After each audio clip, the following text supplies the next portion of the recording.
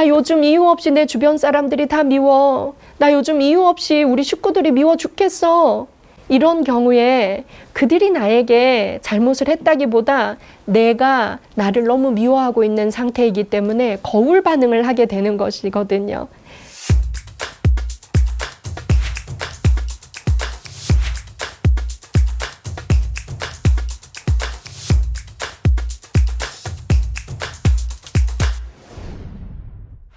나는 정말 할 줄 아는 게 없어. 나는 쓸모없는 인간이야. 저는 못해요.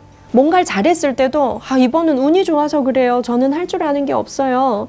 이런 말을 많이 하는 사람 보면 착하고 겸손한 사람처럼 보일 때가 있죠. 하지만 그건 착하고 겸손한 게 아닙니다. 심각한 자기 비난의 상태에 빠져 있는 거예요. 나를 미워하는 사람들의 단계가 있어요. 처음에는 내가 좀 밉고 내가 마음에 안 듭니다. 그래서 자꾸 나를 비난하고 나를 내가 욕하게 돼요. 그러다 보면 내가 나를 용서할 수 없는 지경에 이르릅니다. 나까지 건 살 의미가 없어. 이런 식으로 나중에는 나를 처벌하기에 이르게 되는 거죠. 그래서 단순히 내가 나에 대한 자존감이 부족한가 봐 라고 볼 문제가 아니라는 거예요. 인간관계에 있어서 가장 필요한 감정이 뭘까? 심리학자들이 연구를 많이 하고 있어요. 그 감정 중에서 가장 필요한 건 연민이라고 합니다. 컴패션이라고 하지요. 타인에 대해서 연민의 감정을 품을 때 우리는 훨씬 너그럽게 타인에게 잘 다가갈 수가 있더래요. 그런데 여러분, 내가 나를 미워하고 있는데, 내가 나를 자기 비하하고 자책하고 매일 나를 용서할 수 없다라고 말하고 있는데 남에게 우리가 연민의 감정을 품고 그 사람에게 너그럽게 대할 수 있을까요? 결코 그럴 수 없습니다. 이 공감 능력이 언제 떨어지냐면요. 내가 나를 미워하고 있을 때 공감 능력이 떨어집니다. 남도 밉고 남에게 너그러운 마음을 베풀 수가 없는 거지요. 그래서 여러분, 남과 잘 지내고 싶다면 가장 먼저 나 자신과 잘 지내야 합니다. 나 자신과 잘 지내려면 여러분, 내가 나를 비난하는 걸 먼저 멈춰야 합니다. 그걸 우리가 뭐라고 하냐면 셀프 컴패션, 나에게 연민의 감정을 갖자, 나에게 자비를 베풀자라는 자기 자비라는 개념과 동일한데요. 여러분, 나 스스로에게 얼마나 칭찬하면서 사세요? 나를 벌하고 나를 미워하는 말들은 자주 하지만 나를 칭찬하는 말에는 굉장히 많이 어색하실 거예요. 여러분, 내 마음부터 챙겨야 합니다. 내 마음을 챙기는 데는 이기심을 좀 발동해도 되는 거예요. 내가 뭔가를 실패했어요. 실수했어요. 그때 내 가족들이 나를 비난해요. 그때 나마저 나를 비난하면 안 된다는 거예요. 나를 비난하는 사람은 그때 이런 말을 합니다. 그래, 내가 하는 일이 다 이렇지 뭐. 나는 항상 실패했어. 이런 식으로 날 비난해요. 하지만 셀프 컴패션, 나에 대한 자기 연민을 발현할 줄 아는 사람은 어떤 말을 하냐면요. 괜찮아. 실수했지만 이건 과정이야. 과정은 실패가 아니잖아. 한번 실수할 수 있지 뭐. 다음엔 더 잘하자. 라고 내가 나에게 응원의 메시지를 보낼 수 있는 사람인 겁니다. 자기 연민을 할 줄 모르는 사람은 자기에게 자비를 베풀 수가 없고요. 그거에 안 되는 상태에서는 자존감이라는 건 싹틀 수가 없는 겁니다. 우리는 자존감 훈련이라는 말이 유행어처럼 번지고 있어요. 자존감을 키우기 위해서 이렇게 하라, 행동 지침들이 아주 많습니다. 그런데 그 시작은 자기 연민이라는 거예요. 내가 나를 좀 돌보고 남들이 나를 비난하는 상황에서도 괜찮아, 할 수 있어, 다음엔 좀 더 잘하자, 내가 나에게 응원과 격려를 보내는 거죠. 이 자기 연민은 이기적인 게 아닙니다. 내가 자기 연민을 할 수 있어야만 내가 나를 보살폈기 때문에 남을 보살필 수 있는 힘이 생기는 것이고요. 내가 나의 실수를 용서할 수 있을 때 남의 실수에도 용서할 수 있고 너그러운 마음이 생깁니다. 나 요즘 이유 없이 내 주변 사람들이 다 미워. 나 요즘 이유 없이 우리 식구들이 미워 죽겠어. 이런 경우에 그들이 나에게 잘못을 했다기보다 내가 나를 너무 미워하고 있는 상태이기 때문에 거울 반응을 하게 되는 것이거든요. 그래서 우리가 잠깐 멈추고 생각해야 됩니다. 나는 얼마나 나에게 셀프 컴패션, 연민의 감정을 품고 있나? 나는 나를 얼마나 잘 위로하고 있나? 이걸 먼저 보살펴야 돼요. 우리는 타인을 공감하라, 타인에게 연민을 베풀어라 이런 말만 너무 많이 들어왔어요. 하지만 그 시작은 내가 나를 공감하고 내가 나의 힘든 마음을 좀 위로해주고 보살펴주고 내가 나를 응원하는 데서 시작된다는 걸 우린 잊어서는 안 됩니다. 자기 연민을 충분히 할 줄 아는 사람들이 성장의 가능성이 높더랍니다.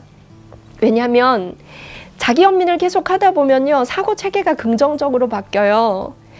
네가 할 줄 아는 게 뭐가 있어? 나에게 야단치는 걸 버리고 괜찮아, 나니까 이만큼 한 거야. 이 실수를 경험 삼아서 내일은 좀 더 잘할 수 있을 거야. 내가 나를 격려해 줄 때 우리의 심리적인 모든 에너지가 긍정으로 가더라는 거예요. 내일은 좀 더 잘할 수 있을 거야. 한번 해보자 라고 출발선에 우리를 다시 설 수 있게 하는 힘을 부여하더라는 겁니다. 이것이 됐을 때 타인을 연민하는 단계로 넘어갈 수 있습니다. 제가 기업에 강의를 가면 신입사원이나 대리분들이 항상 고민을 얘기하는 것에 포함되어 있는 게 있어요. 우리 팀장님은 좀 또라이 같대요. 자기 말만 하고 매일 화낸다고. 네. 그런데요, 그 화내는 사람을 우리가 생각해 보면 이상한 사람 같지요. 근데 우리가 연민의 감정을 가지고 그 사람을 보면 이상한 사람이 아니라 아픈 사람이에요. 자기의 감정을 주체하지 못해서, 자기의 감정을 잘 다루지 못해서 하루 종일 화내고 짜증내는 사람, 그 사람의 인간관계를 한번 생각해 보세요. 많은 관계가 끊어져 있고 아주 외로운 상태에 있을 거예요. 그래서 자기한테 너무 화가 나서 주변 사람들한테도 계속 화를 내고 있는 거예요.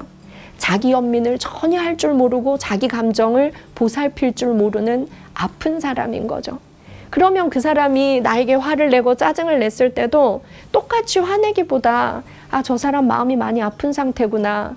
주변의 인간관계가 많이 끊어져 있겠구나. 얼마나 외로울까? 연민의 감정으로 바라볼 수 있게 되는 거죠. 우리가 가족관계에서, 사회생활에서, 인간관계에서 이 연민의 감정은 항상 발동시키면 아주 도움이 됩니다. 정말 이상한 사람도 연민의 감정으로 바라보면 모두가 남의 도움을 필요로 하는 힘든 상황에 있는 사람들이거든요. 그래서 그 연민의 감정을 가졌을 때 우리의 표정이 가장 먼저 어떻게 바뀌는지 아세요? 웃을 수 있는 용기가 생깁니다. 화내고 짜증내는 사람 앞에서 살짝 우리가 웃으면서 지금 너무 화가 많이 나셨죠? 속상하시죠? 우선 물 한 잔 드시겠어요? 라고 말할 수 있는 마음의 너그러움이 거기서 생긴다는 거죠. 그래서 우리가 이 연민이라는 감정, 나를 위해서도 타인을 위해서도 우리가 많이 개발하고 우리가 실천할 수 있어야 합니다. 하지만 그 시작은 나 자신이라는 거예요. 내가 나를 보살피기. 제가 정말 자기 비난이 심했던 시기가 있었어요.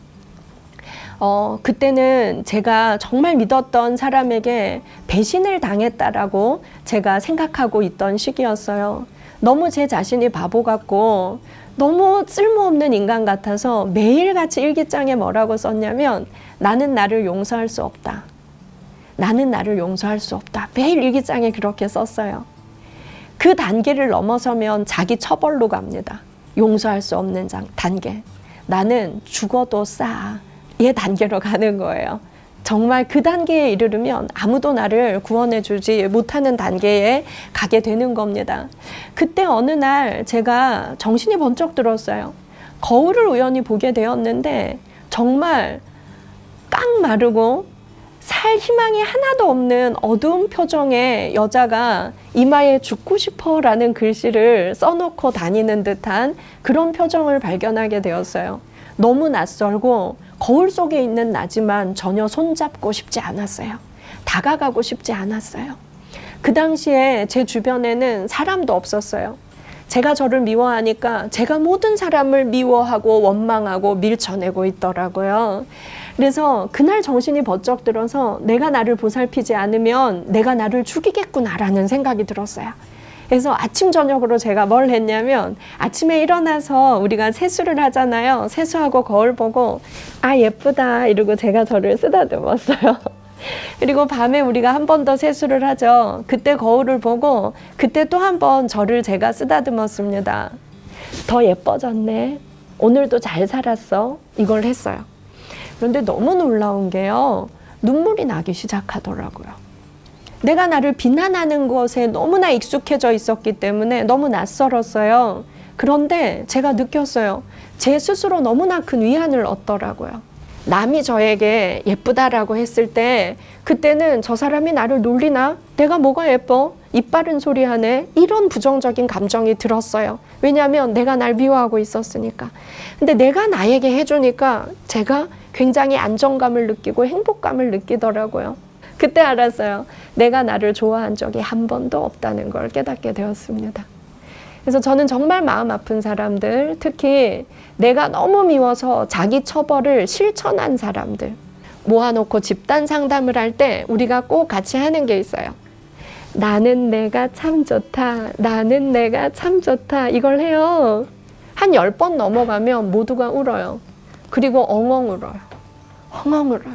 처음 해봤대요. 그런데 해보니까 나 스스로 이 말을 굉장히 듣고 싶어 했다는 걸 오늘 알게 되었다는 거예요. 그리고 정말 내가 좋아지기 시작했다고 말하는 사람들이 많았어요. 여러분, 인간관계가 너무 어렵죠. 사람들이 나를 싫어할까봐 두려워서 내가 먼저 그들에게 다가가지 않고 혼자가 되는 편을 택한 적도 많이 있죠. 우리가 그럴 때 내가 나를 돌봐야 합니다. 그러면 내 속에 나도 몰랐던 나를 사랑하는 마음이 다시 살아나기 시작할 거예요. 그때 우리가 남도 이해할 수 있고 남도 안아줄 수 있고 남의 잘못도 용서할 수 있고 남들과 함께 서로가 성장하면서 좋은 인간관계를 맺을 수 있을 겁니다.